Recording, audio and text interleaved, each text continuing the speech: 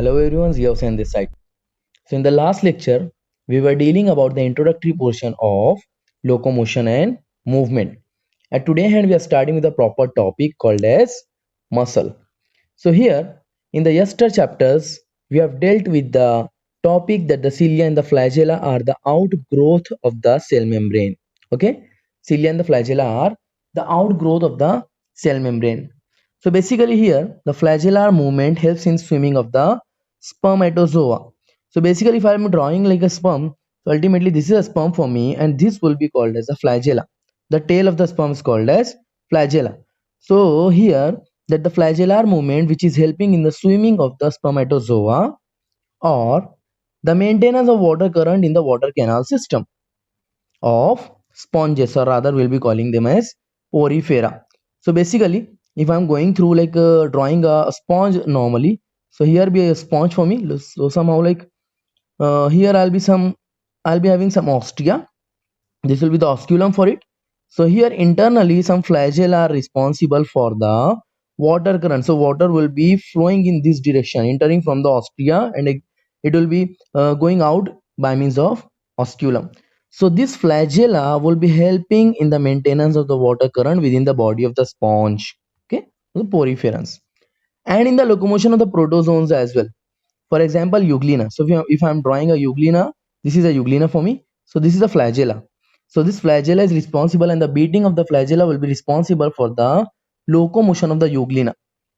And if I'm dealing with the muscle is a specialized tissue of the mesodermal origin.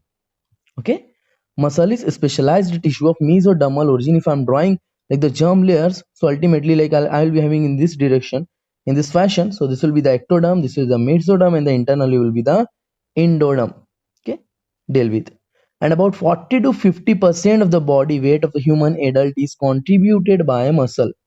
Please do remember one thing, that there's a myth that the majority of the body weight is contributed from the bones, but basically it's not the same case. Rather, the 50% of the body weight is contributed from the muscles. Okay, go through. Now, our muscles have special properties just like the excitability. Okay, I'll be going through this word excitability right now. Like at the end of the lecture, I'll be going through the excitability word, and the same case will be there for the contractility as well. Okay, go through. And the extensibility and the elasticity are one of the same thing for me.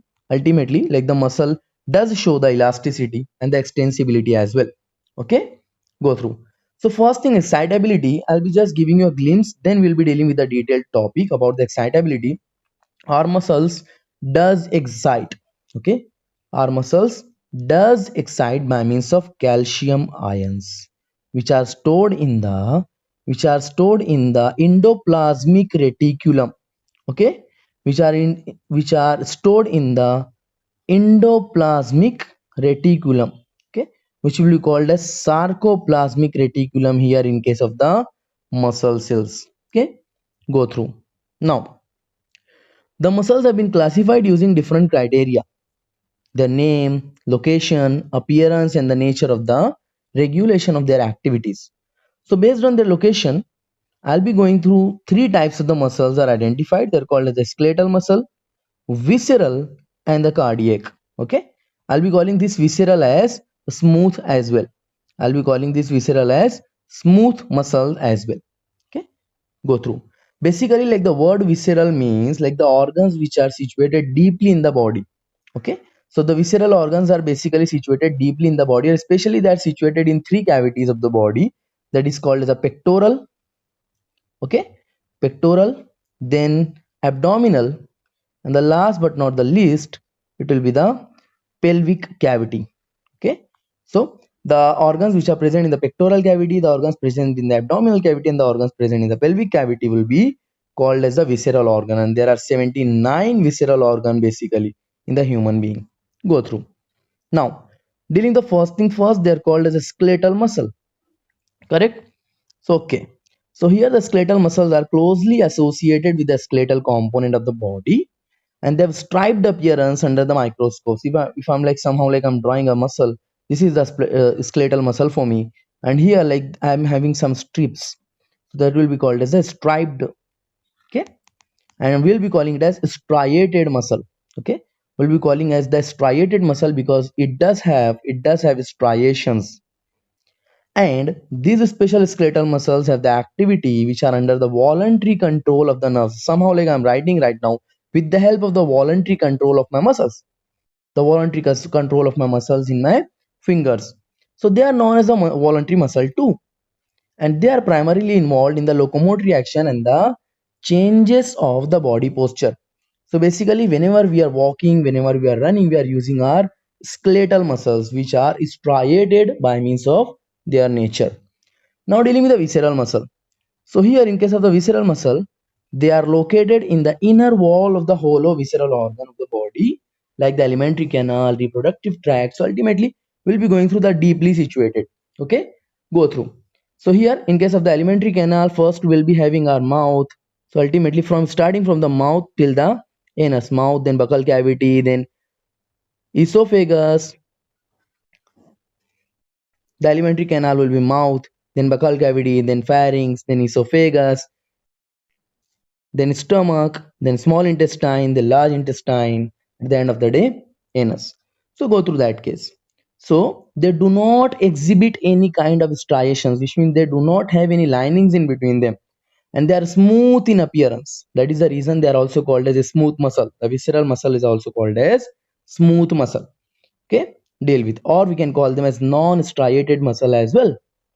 And their activities are not under the voluntary control, which means they are involuntary, which means like ultimately if I'm going through the digestive system, so I cannot ask my food to get digested, or rather I can't ask my organs to digest the food, to secrete the GI tract hormone, the gastrin, caudin, cholestatin, noggin, ultimately like the pepsin, renin and all, etc, etc, etc. So deal with, their activities are not under the voluntary control of the nervous system, and therefore they are known as the involuntary muscles. They assist, for example, in the transportation of the food through the digestive tract. Okay, in the transportation of the food through the digestive tract and the gamete through the genital tract. So ultimately, yes, in case of the transportation of the gametes as well, in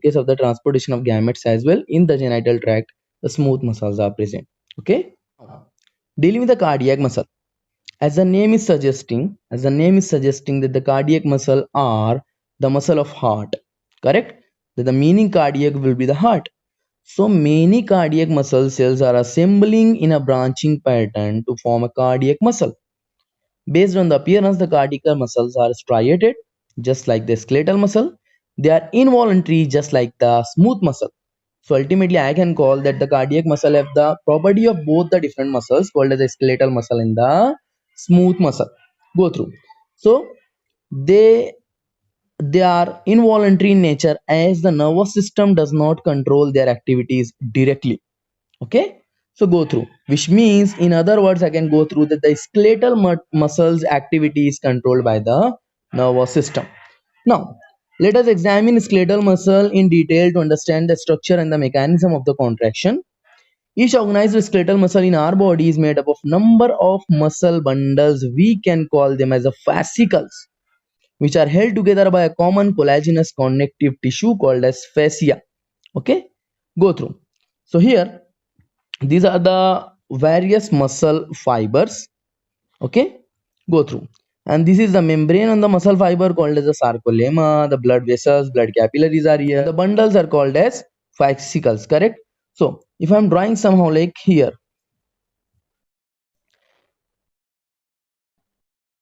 okay, so basically like this will be called as the fascia, the connection. Okay, the connection will be called as fascia. Okay, go through the case here. So the muscle fiber is lined by the plasma membrane called as sarcolemma. The muscle fiber is lined by the plasma membrane called as sarcolemma. Just like a normal cell's membrane is called as plasma lemma, the normal cell's membrane is called as plasma lemma. So ultimately a muscle cell's membrane will be called as sarcolemma, which encloses the sarcoplasm. The muscle fiber is a syncytium, as the sarcoplasm contains many nuclei, and the endoplasmic reticulum of the muscle cell will be called as sarcoplasmic reticulum. which is the storehouse of the calcium ion. Please do remember one thing: at the time of the muscle contraction, this sarcoplasmic reticulum does secretes the calcium, which goes and binds to the troponin on the actin, and ultimately it removes the troponin, and that becomes the reason of the binding of the actin and the myosin, and ultimately it will be going for the muscle contraction. It will be going for the muscle contraction. So deal with the case. Okay. Now, a characteristic feature of the muscle fiber is presence of the large number of parallel arranged filaments in the sarcoplasm, which are called as myofilaments, or we can call them as the myofibrils as well. And each myofibril has alternate dark and the light bands. Now we'll be going through what is the basic meaning of the dark band, what is the basic meaning of the light band. So a detailed study of the myofibril has established that the lining appearance is due to the distribution pattern of two important proteins that's called as actin and the myosin. Okay. So here the light band contains actin. Do remember one thing, that the light band contains actin, which is also called as I band. Do remember that there's an alphabet in the actin called as I. Correct? Deal with. So here the actin is also called as I band, or it is also called as isotropic band. All of them are having I. Correct? Actin, I band, isotropic band. Whereas a dark band is called as A band or anisotropic band. Okay? Whereas a dark band is called as A band or anisotropic band. Okay? Which is basically the myosin. So both the proteins are arranged as rod-like structures, okay, which are parallel to each other and also to the longitudinal axis of the myofibril. So actin filaments are thinner. Actin filaments are thinner as compared to the myosin filaments.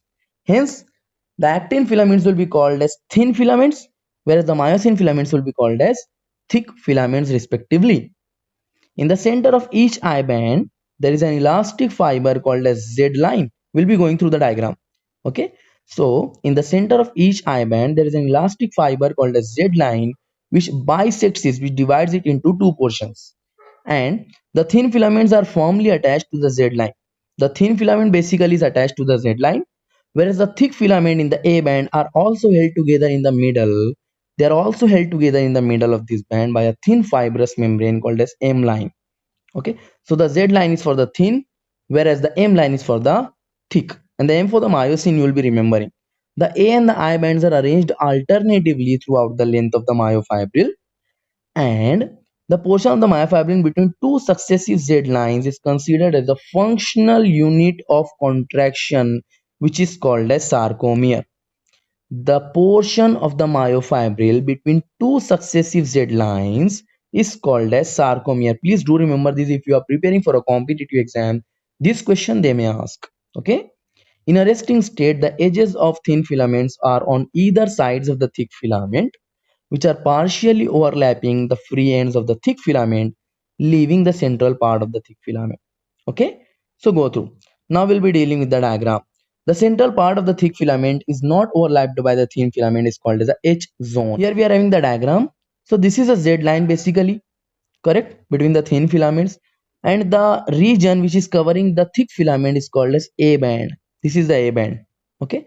And the region at which the thin filaments are not overlapping will be called as H band. This is basically a relaxed muscle. Okay. And if I have to draw the contracted muscle, all of them will come together. This will and this will, here and this will. Okay. So go through. So this is a relaxed muscle structure, and whenever I have to contract the muscle, all of the actin filaments will be coming together, because the actin filaments are the motile filaments, whereas the myosin filaments are immotile one. Okay. Now hopefully this lecture has been beneficial for you guys. Thank you very much for your so much support. If you do have any kind of questions, you can ask me there in the comment sections as well.